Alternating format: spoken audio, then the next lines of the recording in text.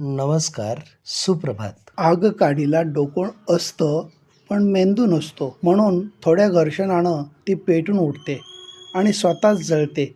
परंतु आपल्याजवळ तर डोकं आहे आणि मेंदूसुद्धा आहे.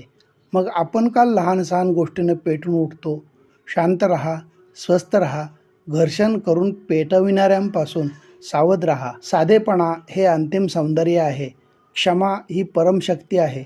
नम्रता हा सर्वोत्तम युक्तिवाद आहे आणि ओळख हा चांगला संबंध आहे. जगामध्ये आपल्याकडे असलेल्या ज्ञानावर सगळ्यांना अहंकार आहे, पण आपल्या अहंकाराबद्दल ज्ञान नाही. स्वभाव मनापर्यंत पोहोचला तरच आपुलकीचं नातं निर्माण होतं, नाहीतर ती फक्त ओळखच ठरते. अपेक्षांना फुलस्टॉप दिला की मनशांतीचा मार्ग खुला होतो.